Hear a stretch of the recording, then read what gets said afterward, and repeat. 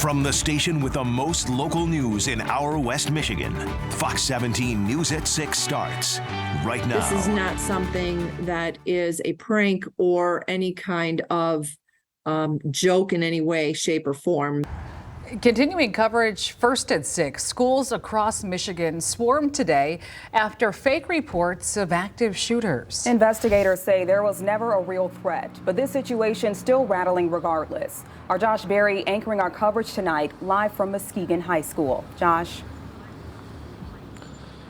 Yeah, Jamie and Janice, we're out in front of Muskegon High School, which is just one of the schools that was targeted by these fake phone calls today.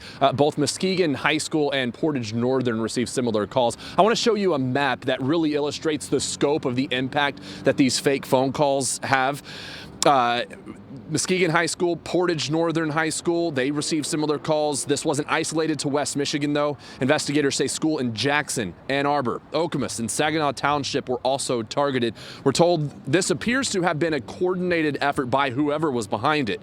Here's what we know about the calls so far. Michigan State Police say they all have the same MO. A caller with a heavy accent says the school's name and address. The caller then claims they're a teacher at the school and says a student has shot another student. The caller then says the room number where the shooting happened, and then it's quickly learned that the room doesn't exist. Here at Muskegon and further south at Portage Northern, law enforcement were called in immediately, and they were quickly able to determine that these phone calls were fake and they weren't a real threat. But law enforcement tells us while that's a relief, these kinds of calls take away valuable resources from real emergencies. The number one priority is to keep the school students and faculty safe. At least half a dozen threats were made to schools across Michigan on Tuesday. Law enforcement moving quickly. We had units on scene within about 90 seconds, and probably I would imagine within 30 seconds after that, and conferring with school officials, we were able to ascertain it was a fake prank call. And emphasizing that even fake threats come with very real consequences. Communicating a threat of terrorism is a 20-year felony.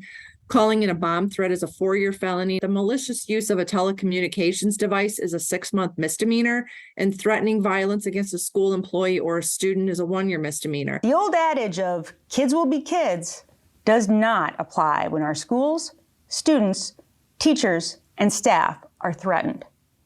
Pranks and idle threats will be taken seriously and will have serious consequences. And even as a prank. It's disruptive, without a doubt, and it causes fear, both in staff and students as well as families. Swatting not only scaring families, but stretching police resources too. Anytime you disrupt the response protocol of any kind of first responder, that takes away from the ability for them to respond to other emergencies. Officials reminding parents that in this reality, training kicks in. We can sympathize with parents. Myself being a parent, I understand how frightening it can be. But the schools they train for this kind of incident. I think today is a perfect example of how quickly we responded and how we coordinated together with the school district to ascertain that it's false. And if you're a student? We just encourage students to just go to school, keep learning.